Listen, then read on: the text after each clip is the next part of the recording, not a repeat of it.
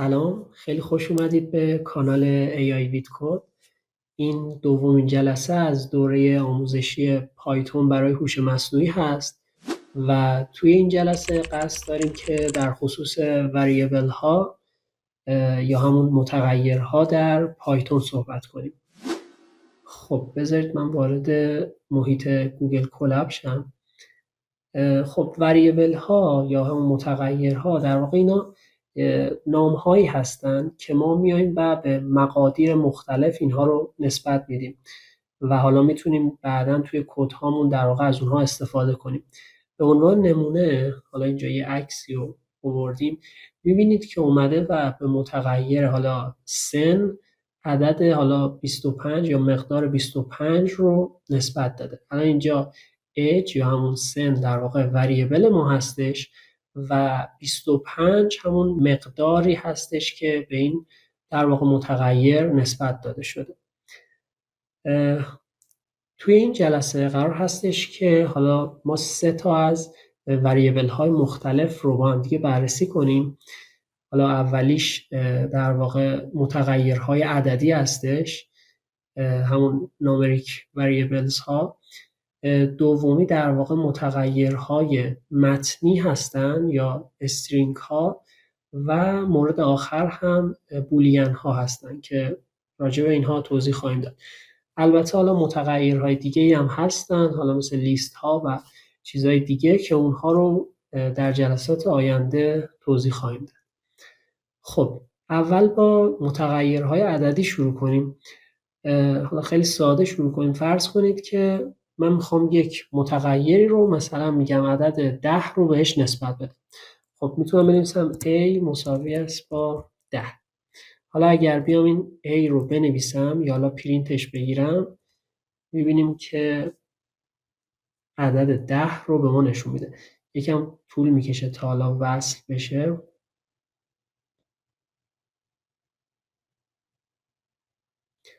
خب اینجا میبینیم که در واقع عدد 10 رو در واقع توی این متغیر a به ما نشون داد. حالا این متغیرها هر کدوم یک در واقع تایپی دارن و هر کدوم از یک نوعی هستن. به عنوان نمونه حالا من میدونم که این عدد 10 در واقع یک عدد صحیح هستش، یک در واقع اینتیجر هستش. میخوام بیام تایپش یا نوعش رو در واقع پیدا کنم. برای این کار میتونم از دستور تایپ استفاده کنم و ببینم که در واقع این A در واقع تایپش چی هستش. خب میبینیم که اینجا واسه ما در واقع اینت نوشته که حالا مخفف اینتیجر یا عدد صحیح است. خب بریم سراغ حالا یه عدد اعشاری هم مثال بزنیم. فرض کنیم متغیر b رو به این صورت تعریف کنم که مثلا b 3 عدد صحیح و در واقع 14 هستش یا همون حالا عدد p هستش. خب میبینیم که حالا b ما 3 و 14 هست و یه عدد اعشاریه و اگر تایپ این رو من بیام و مشخص کنم تایپ b، میبینیم که تایپش از نوع فلوت یا اعشاری هست. خب حالا این اینتیجر ها رو که حالا مثلا اینجا ما عدد 10 رو مثلا به a اختصاص دادیم، اگر بخوایم که عددمون به صورت فلوت از اول در واقع نمایش داده بشه، میتونیم یه دونه حالا دات اضافه کنیم اینجا. اون موقع میبینیم که عدد ما حالا به صورت اعشاری نمایش داده میشه، یا حالا دات خالی یا دات صفر هم اگه بزنید موردی نداره. الان اگر من حالا a رو الان در واقع اختصاص دادم، 10 رو به a اختصاص دادم، حالا تایپ a رو اگر که اینجا بیام بگیرم، میبینید که تایپش از نوع فلوت شد. پس با یه دونه حالا دات میتونم اینجا تایپ این رو به در واقع اعشاری تغییر بدم. حالا یک روش دیگه‌ای که ما برای تغییر در واقع این متغیرها داریم، فرض کنید که حالا این a همون اینتیجر باشه. حالا من دوباره تغییرش بدم. خب الان a ما در واقع 10 هست و یه عدد صحیحه. فرض کنید میخوام بیام اینو تغییرش بدم به فلوت و اعشاریش کنم. میتونم از حالا دستور فلوت استفاده کنم و متغیر a رو در واقع اگر با این دستور اجرا کنیم به صورت فلوت نمایش داده میشه. ببینید صورت حالا اعشاردار به ما نشونش میده. الان در واقع ای من فلوت نشده، من فقط اینو اومدم اینجوری نمایش دادم. چرا؟ چون نیومدم در واقع این فلوت A رو در واقع بریزم توی متغیر A. الان اگه A رو ببینید A همون 10 اینتیجر باقی مونده، ولی اگر بیام اینجا بنویسم A مساویه با فلوت A، در واقع این فلوت A رو در واقع ریختم توی متغیر A. الان باز اگر A رو اجرا کنیم میبینیم که الان دیگه به صورت اعشاری شد. خب و تایپش رو هم اگر نگاه کنیم، تایپ A رو ببینیم، میبینیم که در واقع فلوت هستش. برای اینتیجر هم به همین صورت میتونیم در واقع همین کار رو انجام بدیم. یعنی یه عددی که اعشاری هستش، مثلا این B ما الان 114 هست و حالا تایپش هم از نوع فلوت هست.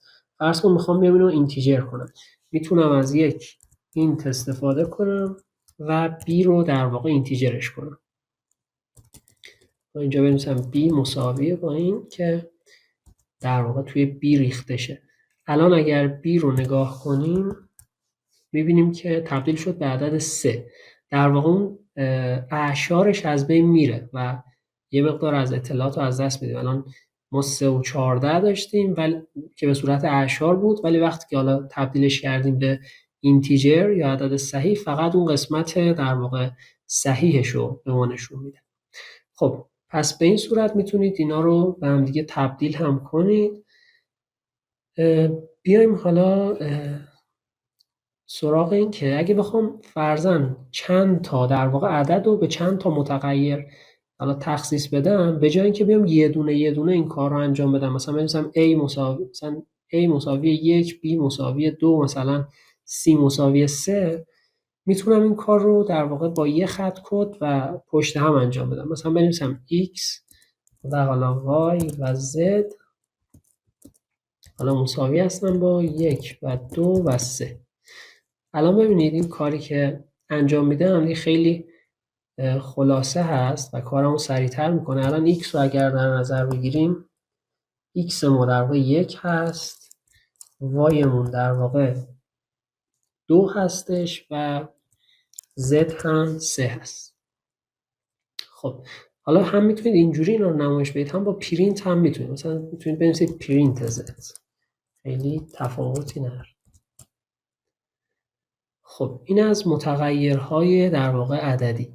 بیایم سراغ استرینگ ها یا متن ها. ببین من برای اینکه یک متغیر متن داشته باشم، فرض کنید که حالا متغیرم و حالا اسمشو فرضاً C بذارم. C مساویه با میخوام یک متن باشه. فرض کنید حالا یه متن می‌نویسیم. ببین برای اینکه متغیر متنی داشته باشید، شما باید اون متنتون رو یا داخل در واقع سینگل کوتیشن قرار بدید، یعنی این علامت، یا داخل دابل کوتیشن قرار بدید، یعنی این علامت. هیچ تفاوتی با هم دیگه ندارن. حالا با هر کدوم که راحت تر هستید با همون کار کنید.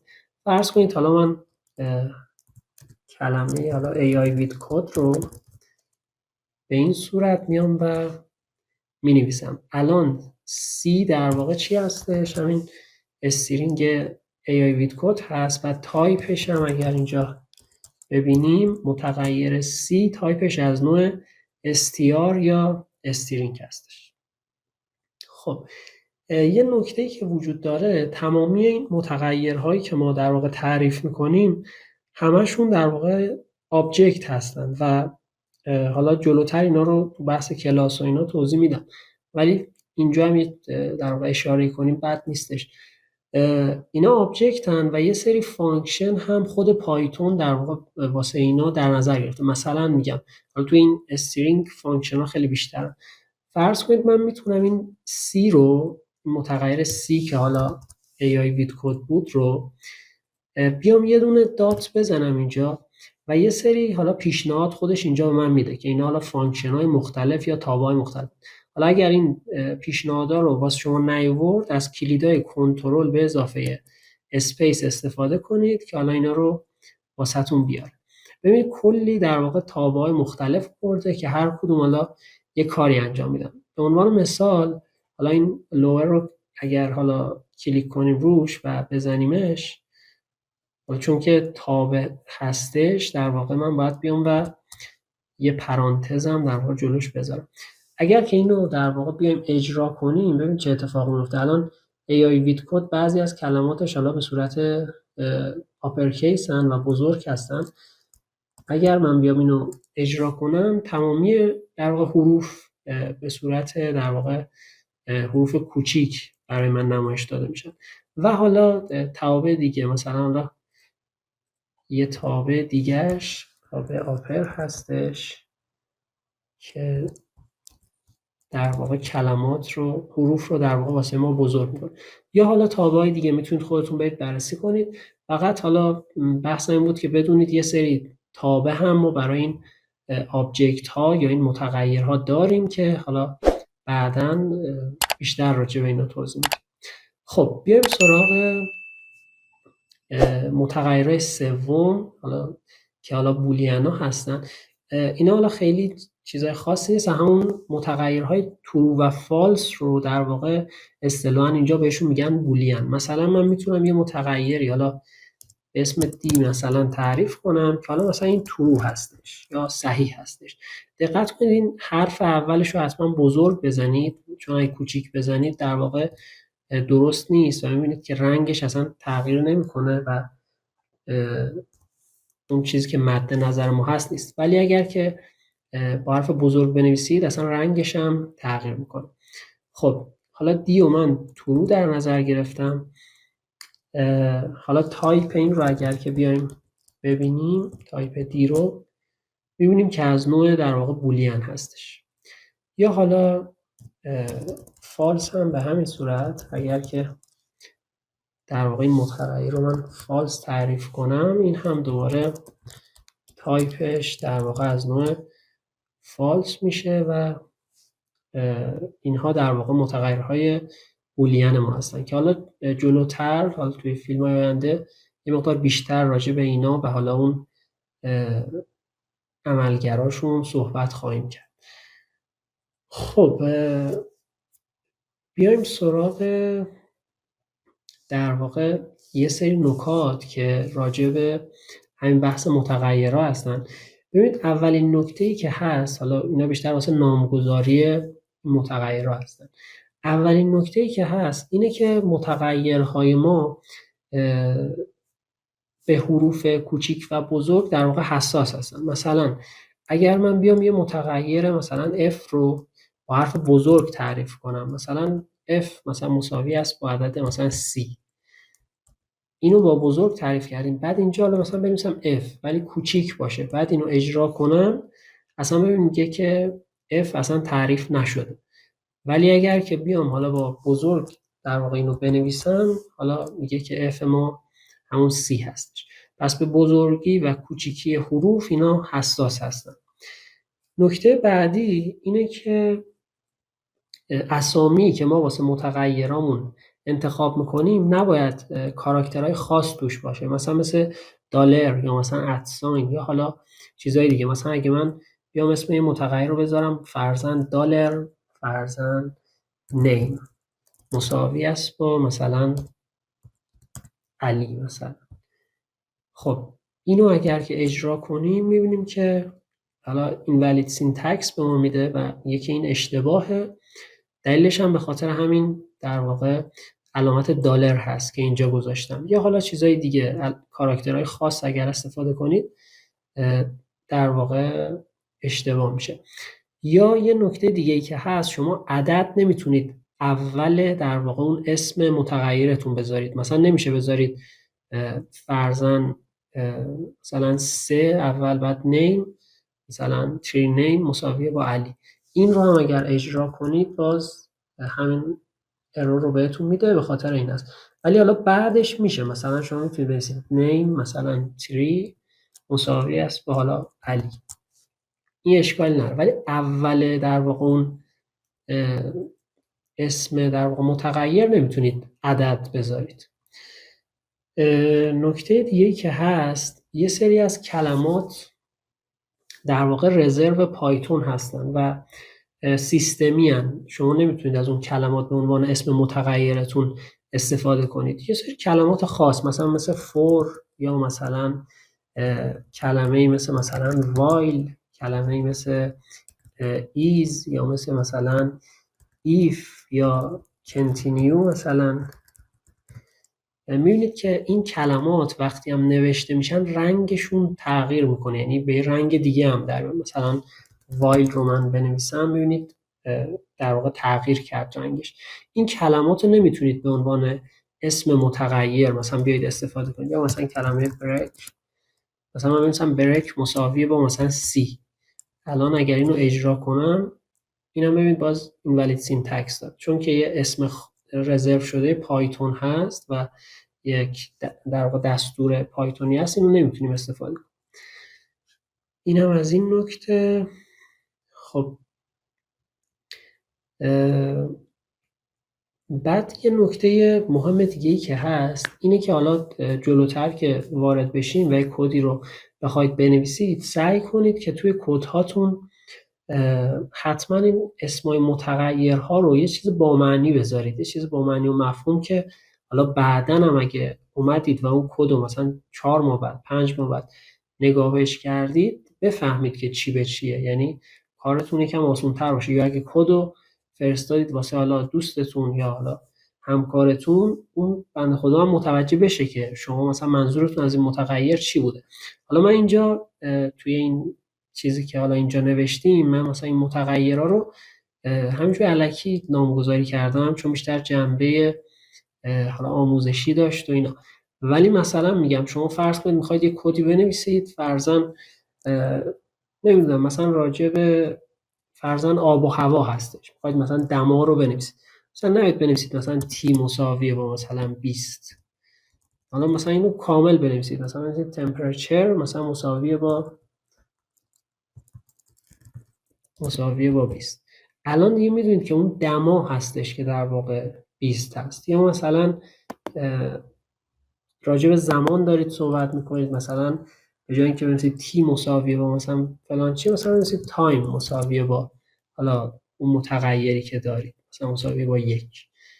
یا حالا چیزای دیگه مثلا راجع به مثلا عدد پی رو میخواید بنویسید، بهتره که مثلا بنویسید پی مساویه با مثلا 3 و 14. و به این صورت سعی کنید متغیرهاتون در واقع با معنی باشن.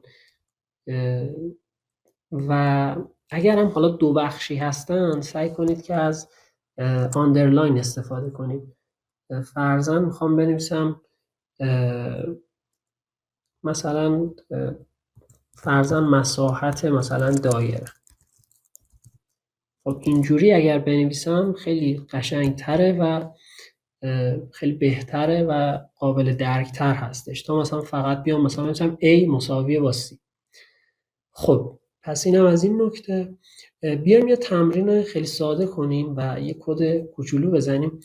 ببینید فرض کنید که میخواید یه کدی بزنید که مساحت دایره رو با اون در واقع به دست بیارید، یعنی شعاع دایره رو فرض کنید که بخواید از کاربر بگیرید و حالا مساحت دایره رو در واقع بهش نشون بدید. خب حالا پی رو هم مثلا 3 عدد 3 و 14 در نظر بگیرید. خب واسه اینکه حالا این کدو بزنیم ما می‌خوایم چند تا متغیر بیایم تعریف کنیم. مثلا شعاع دایره رو می‌خوایم از کاربر بگیریم. ببین واسه اینکه یه عددی یا یک استرینگی چیزی از کاربر دریافت کنید، شما از یک فانکشنی به اسم اینپوت استفاده کنید که خیلی خوبه که حالا همین اول کار اینا رو یاد بگیرید. فرض کنید من می‌خوام شعاع دایره رو از کاربر دریافت کنم. خب شعاع رو حالا میتونید با R یا بنویسید، یا بهترش اینه که حالا بیایید با radius اینو در واقع نمایش بدید مساویه با. حالا من میخوام اینو از کاربر دریافت کنم، به خاطر همین از در واقع تابع اینپوت استفاده میکنم و حالا یه متنی که به کاربر نمایش داده بشه رو مینویسم. فرضاً enter the radius. خب و اینجوری میتونید در واقع از اون کاربرتون بیاید و شعاع دایره رو بگیرید. بعد پی رو هم که حالا یه متغیر دیگه هستش، اینو هم مثلا 3 عدد صحیح و 14 در نظر میگیرم و دیگه چیز خاصی نمیخوام. میام سراغ حالا حساب کردن مساحت دایره، مثلا همون ایریا سیرکلی که نوشتم خوبه. خب اینو حالا مساحت دایره که میشه پی آر 2 دیگه، میشه پی ضرب در، واسه ضرب میتونید از این علامت ستاره استفاده کنید، ضرب در آر به توان 2. آر یا شعاعمون اینجا همون ریدیس هست، توان هم که باید 2 تا ستاره بزنید. حالا اینا رو توی جلسه بعد که بحث عملگرها رو بگیم اینا رو توضیح میدم. خب الان من در واقع مساحت رو نوشتم، فرمولش رو که حالا پی آر 2 هست. حالا میخوام اینو پرینت هم کنم، یعنی میخوام این چیزی که به دست میاد رو پرینت کنم. خب میخوام بگم که مثلا یه متن اول واسش بنویسم، بعد مساحت هم پرینت کنم. مثلا بگم the area of the circle is، خب بعد اینجا یک در واقع و میذارم و میگم اون ایریا سیرکلی که به دست آوردیم رو بهمون نمونش. خب این کد خوبه همه چیش، فقط یه نکته کوچیک داره. حالا بذار من اینو اجرا کنم، یه جایش یه خطای کوچیک داره که حالا با هم میبینیم. خب الان میگه که شعاع رو وارد کنید. ببین همین چیزی که مال همین خط اینپوت که گفتیم در واقع میتونیم یه چیزی از کاربر دریافت کنیم، همین اینجاست. Enter the radius، مثلا من شعاع رو وارد میکنم 10، بعد اینتر میزنم. خب یه ارور در واقع به من داد. اینجا ببینید، میتونید ببینید که ارورتون مال کجاست، یعنی در واقع خودش میگه که ارورتون تو کدوم خط. گفته اینجایی که مساحت دایره رو حساب میکنید یه ایرادی وجود داره. ببین پی اومده ضرب در حالا اون شعاع به توان 2 شده. گفته چی؟ میگه که حالا این توان، این در واقع عملگر توان استرینگ رو در واقع نمیتونه ساپورت کنه. خب استرینگ کجاست؟ مگه ما اصلا متن داریم اینجا، استرینگ داریم. ببینید این ریدیس رو اگر که من بیام در واقع ببینم چی هست، ببین کپیش کنم، من حالا اینو 10 وارد کردم. ببینید بچه من 10 واردش کردم، ولی اگر دقت کنید به صورت استرینگ هست، یعنی یک در واقع سینگل کوتیشنی هم داره. حالا تایپش رو هم میتونیم ببینیم اینجا. خب ببین تایپش به صورت استرینگ هست. خب استرینگ یا متن که نمیتونه به توان برسه، پس دلیل خطای ما همینه. به خاطر اینکه این خطا رفع بشه من باید بیام از اون تبدیلا استفاده کنم. الان بیام این استرینگ رو تبدیل کنم به اینتیجر. به خاطر همین اینجا در واقع یه دونه اینتیجر میذارم، یه دونه اینتیجر گذاشتم پشت این اینپوت و حالا پرانتز باز و بسته رو میذاریم. الان این دیگه اوکیه، چون در واقع اون شعاع دایره من به جای اینکه متن باشه دیگه تبدیل میشه به یه دونه عدد و دیگه میتونه به توان برسه و ضرب بشه. خب من دوباره این کد رو اجرا کنم. خب میگه وارد کنید شعاع رو، همون شعاع 10 رو میزنم، اینتر میزنم. خب الان میگه the area of the circle is حالا 314. درست هم هست دیگه، چون پی آر 2 رو اگه در نظر بگیرید شعاعتون اگه 10 باشه 10 به توان 2 میشه 100، 100 هم ضرب در 3 و 14 میشه 314. پس کدمون درست حالا عمل کرد. خب پس به این صورت اومدیم حالا این کد ساده رو زدیم. حالا شما واسه تمرین میتونید بیایید و حالا همینا رو در واقع استفاده کنید. شما یک کدی بزنید که از کاربر مثلا شعاع دایره رو بگیره و حالا به جای مساحت حالا محیط دایره رو فرضاً حساب کنه. حالا محیط هم که فرمولش 2 پی آر هستش، میتونید از اون استفاده کنید و محیط در واقع دایره رو حساب کنه و پرینتش کنه، آخر سرم نشونش بده. اینو به عنوان تمرین حالا در واقع کدش رو بزنید، خیلی کد ساده ای هم هست و حالا اگر هم دوست داشتید میتونید توی کامنت ها اینو در واقع کدتون رو بذارید تا من نگاه کنم و بررسی کنم ببینم درست هست یا نه. اگر که حالا این ویدیو در واقع واسهتون مفید بوده خیلی ممنون میشم اگر که ویدیو رو لایک کنید و کانالمون رو هم سابسکرایب کنید. خسته نباشید. خدا نگهدار.